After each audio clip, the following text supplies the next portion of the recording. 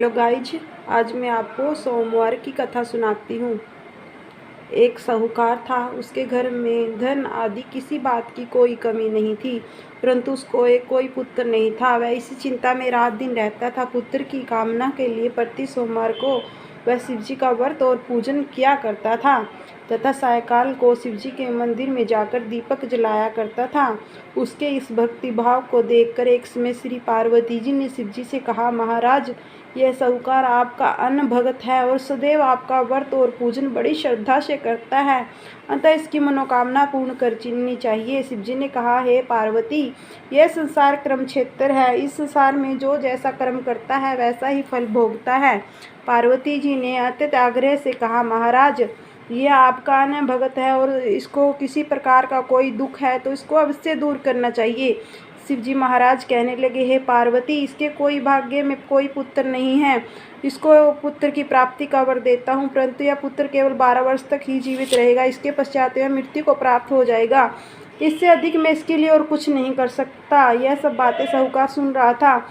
इससे उसको ना कुछ प्रसन्नता हुई, ना ही कुछ दुख हुआ। वह पहले ही शिवजी महाराज का व्रत और पूजन बड़ी श्रद्धा से पूजन करता रहा। कुछ काल बाद व्यतीत हो जाने पर साहूकार की स्त्री गर्भवती हुई। 10वें महीने उसे गर्भ से अति सुंदर पुत्र की प्राप्ति हुई। साहूकार के घर में बहुत खुशी मनाई, परंतु साहूकार ने उसको केवल 12 वर्ष की आयु जानकर अधिक प्रसन्नता प्रकट नहीं की। ना जब वह बालक 11 वर्ष का हो गया तो उसकी बालक की माता ने उसके पिता से विवाह आदि के लिए कहा, तो वह साहूकार कहने लगा, मैं अभी इसका विवाह नहीं करूँगा, इस अपने पुत्र को काशी पढ़ने के लिए भेजूँगा। फिर साहूकार ने अपने साले अर्थात बालक के मामा को बहुत सा धन देकर कहा, तुम इस बालक को काशी जी पढ़ने के लिए ले जाओ और रास्ते में जिस स्थान पर भी जाओ यज्ञ करते ब्राह्मणों को भोजन कराते जाओ। वह दोनों मामा भांजे यज्ञ करते ब्राह्मणों को भोजन कराते जा रहे थे। रास्ते में उनको एक शहर पड़ा। उस शहर में राजा की कन्या का विवाह था। दूसरे राजा का लड़का जो विवाह के लिए बारात लेकर आया था वो एक आँख से काना था। उसके पिता को इस बात की बड़ी चिंता थी कि कहीं वर को देखकर कन्या के माता पिता विवाह में अड़चन पैदा ना कर दे। इसी कारण जब उसने अति सुंदर सेठ के लड़के को देखा तो मन में विचार किया, क्यों न दरवाजे से इस लड़के से वर का काम ले लिया जाए। ऐसा विचार कर वर के पिता ने लड़के और मामा से बात कही तो वे राजी हो गए। फिर उस लड़के को वर के कपड़े पहना, घोड़ी पर चढ़ा दरवाजे पर ले गए। सब कार्य प्रसन्नता से हो गए। फिर वर के पिता ने सोचा, यदि विवाह कार्य भी करा दिया जाए तो क्या बुराई है। ऐसा विचार कर लड़के और उसके मामा से कहा, यदि आप फेरों और कन्यादान का काम भी करा देंगे तो आपकी बड़ी कृपा होगी। मैं इसके बदले में आपको बहुत सा धन दूंगी। उन्होंने स्वीकार कर लिया। विवाह कार्य बहुत अच्छी तरह से संपन्न हो गया, परंतु जिस समय लड़का जाने लगा तो राजकुमारी की चुनरी के पल्ले पर लिख दिया, तेरा विवाह तो मेरे साथ हुआ है, परंतु जिस राजकुमार के साथ तुम्हें भेजेंगे एक आँख से कहना है, मैं तो काशी जी पढ़ने के लिए जा रहा हूँ। लड़के के जाने के पश्चात राजकुमारी ने जब अपनी चुनरी पर ऐसा लिखा हुआ पाया तो उसने राजकुमार के साथ जाने से मना कर दिया और कहा कि यह मेरा पति नहीं है, मेरा विवाह इसके साथ नहीं हुआ, वह तो काशी जी पढ़ने के लिए गया है। राजकुमारी ने माता पिता ने अपनी कन्या को विदा नहीं किया। बारात वापस चली गई। उधर सेठ का लड़का और मामा काशी पहुँच गए। वहाँ पर जाकर उन्होंने यज्ञ करना और लड़के ने पढ़ना शुरू कर दिया। जब लड़के की आयु 12 वर्ष की हो गई तो उस दिन उन्होंने यज्ञ रच रखा था। लड़के के मामा ने से कहा, मामा जी, आज मेरी तबीयत कुछ ठीक नहीं है। मामा ने कहा, अंदर जाकर सो जाओ। लड़का अंदर जाकर सो गया। थोड़ी देर में उसके प्राण निकल गए। जब उसके मामा ने आकर देखा तो वह मुर्दा पड़ा था। उसको बड़ा दुख हुआ। उसने सोचा, भी रोटना पिटना मचा दूंगा तो यज्ञ का कार्य अधूरा रह जाएगा।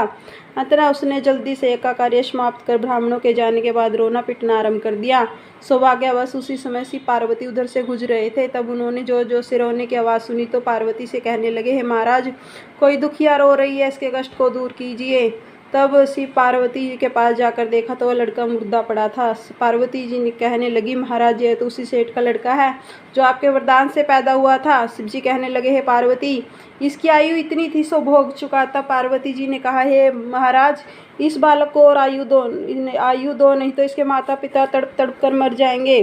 पार्वती जी के बार बार आग्रह करने से शिव जी ने उसको वरदान दिया। शिव जी महाराज की कृपा से लड़का जीवित हो गया। शिव पार्वती कैलाश चले गए। तब उधर सेठ का लड़का तब वह लड़का और उसका मामा उसी प्रकार यह करते ब्राह्मणों को भोजन कराते अपने घर की ओर चल पड़े। रास्ते में उसी शहर में आए जहाँ उसका विवाह हुआ था। वहाँ पर आकर उन्होंने यह करना यज्ञ करना आरंभ कर दिया। उस लड़के के ससुर ने उसे पहचान लिया और महल में लाकर उसकी बड़ी खातिर की। साथ ही बहुत सा धन दासियों सहित आदरपूर्वक लड़की और जमाई को विदा किया। जब वे शहर के निकट आए तो मामा ने कहा, मैं तुम्हारे घर जाकर खबर कराता हूँ। तब उसी लड़के का मामा घर पहुंचा तो लड़के के माता पिता घर की छत पर बैठे हुए थे। उन्होंने पन्न कर रखा था, यदि हमारा पुत्र सब कुशल लौट आया तो राजी खुशी नीचे आ जाएंगे, नहीं तो छत से गिरकर अपने प्राण त्याग देंगे। इतने में लड़के के मामा ने आकर समाचार दिया कि आपका पुत्र आ गया है। तो उनको विश्वास नहीं आया तो उसके मामा ने शपथपूर्वक कहा कि आपका पुत्र अपनी स्त्री के साथ बहुत सा धन लेकर आया है। तो सेठ ने आनंद के साथ उसका स्वागत किया और बड़ी प्रसन्नता से रहने लगा। इसी प्रकार जो कोई भी सोमवार का व्रत धारण करता है, इस कथा को पढ़ता है, सुनता है, उसकी समस्त मनोकामनाएं पूर्ण होती है। बोलो शंकर भगवान की जय हो।